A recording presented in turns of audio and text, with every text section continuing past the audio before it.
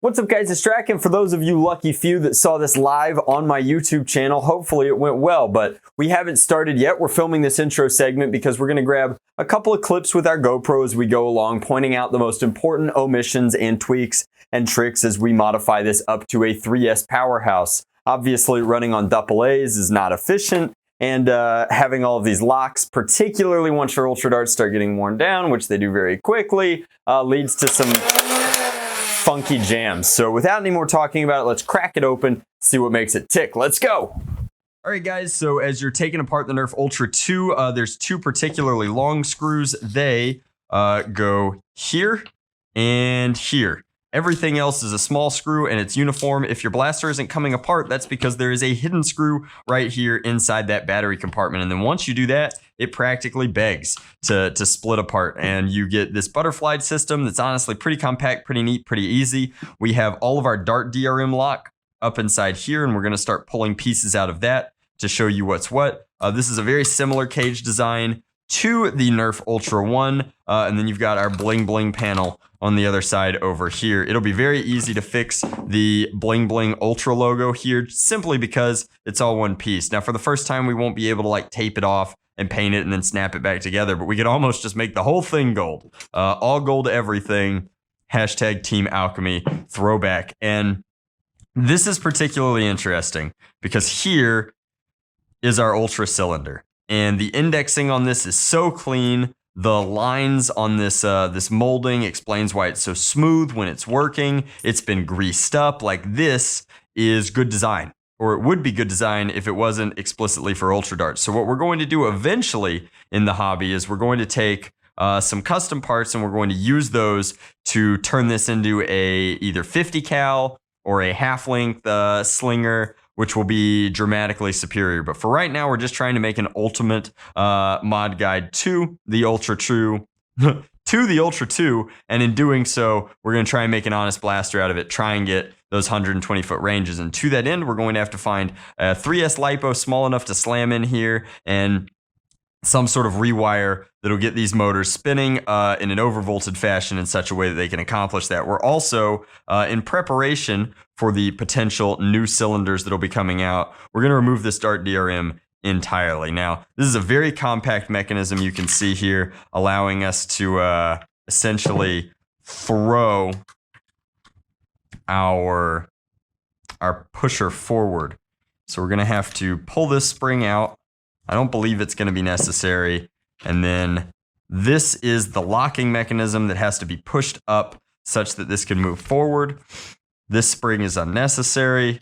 Let's go ahead and here, and we can see that our thrower arm works exactly like this. And then here's our torsion spring. And I think that legitimately just removing this piece entirely is going to be just the ticket. So we'll put that back. I like that this is geared. That explains why the trigger pull is pretty smooth. So that's nice. I wish that there was a spring down in here to kind of give you a little bit more power behind this. But our rev switch is definitely a little bit light, and it has a super duper tiny screw giving it debounce. Now, this is our trigger lock. This means that we can't pull the trigger unless we're revved, and while you don't necessarily want to remove that function, it has a bad tendency of gumming up the works. Now, interestingly enough, the wires that are being used in the Ultra 2, given that this is alkaline and a pretty low nominal voltage of alkaline at that, powering these big motors, which is ridiculous, is pretty thin.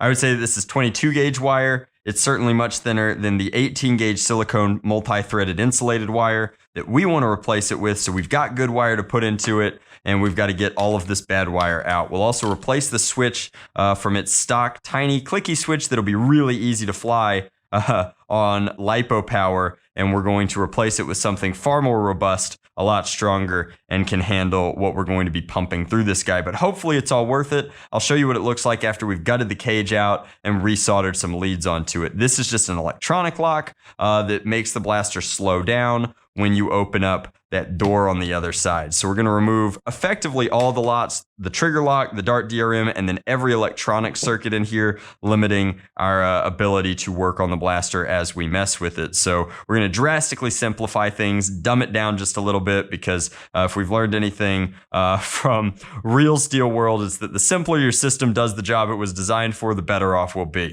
All right, guys, so at this point, we have the internals for the Ultra 2 pretty much exactly where we want them. Down here, you can see we've put in that 21 milliamp micro switch. It's very snappy, very responsive, very nice. And then we've set that with polysilicate.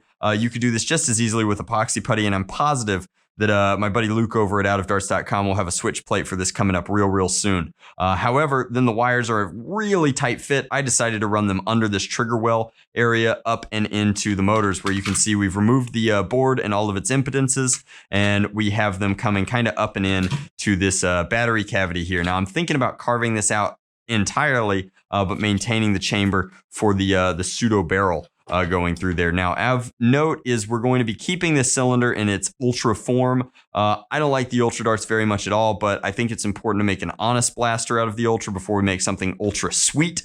And then when we eventually do our Hawkmoon build, that'll be a separate Ultra 2, and that'll be necking this down to 50 cal to fire with a completely different cage geometry and a completely different cylinder in and of itself. Right now, we're just working on Ultra darts, but if you are enjoying this video, if this mod guide is helpful for you, then go ahead and leave me a like. It'll encourage me to get that Hawkmoon build out a whole lot faster. Other than that, we've removed the locks from here as well as here, along with all of the electronic ones, because our stock circuit was pretty garbage, but we got rid of 2 separate lock mechanisms and a lot of thermistors. And then other than that, everything is clean and easy. We should be able to wire these up to an XT60 connector and get sweet LiPo power going through here. Let's button it up, show you what it looks like when we're done. All right, guys, so the modification was done live on YouTube. Thanks to everyone who came out and supported that video. It was a ton of fun doing some live stuff on YouTube. Still have to work some kinks out, but we'll probably be back at it like a bad habit on YouTube soon. I think that it's a really good platform for doing live mod guides, but that's enough rambling.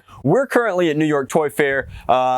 Tell me what you're most excited about going on at that industry show in the comment section below. Make sure you subscribe so that you can catch all of my videos from the show and future modifications where we take them up to 11 and make them perform more like sporting equipment, less like garbage marketing lies. So this is the Ultra 2 fully revamped in the workshop. We've got brand new Ultra darts for it to almost certainly decapitate if the rumors are true. 3S battery fully charged up to 12.7 volts up inside, and we tried to rebalance the flywheels as well as we could to get a pretty straight shot down there. They're a little funky, but ours weren't bad in the first place, so we just moved one over a couple thou and got them in line with one another. We've got the chronograph machine here. Let's see if we can't bump up those numbers just a little bit. So we're going to put 6 over the chronograph, give you an average of that, and then we're going to put 5 more down range because I am legitimately running out of Ultra darts because they're bad ammo and they keep getting destroyed. So, Jinx, what terrible timing. We'll try not to spook her.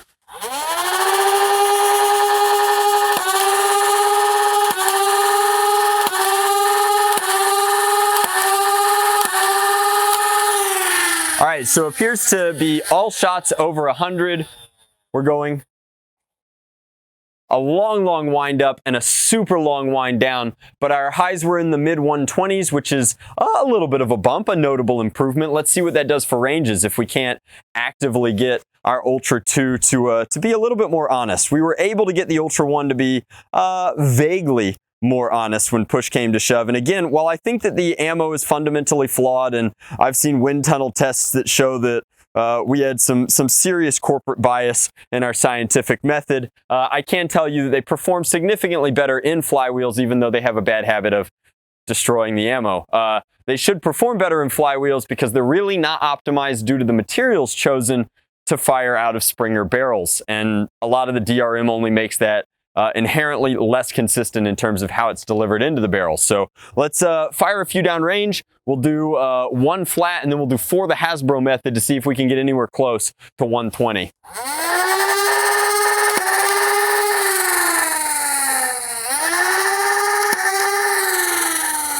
So those flat shots are dipping straight into the fence, which is definitely not ideal. The Hasbro method, I'm pretty sure, is angle it at exactly 45 to 50 degrees, put a 20-mile-an-hour tailwind and prayer behind it, and then punch bravely forward. We're going to do one of those things. Benefit of the doubt, boys.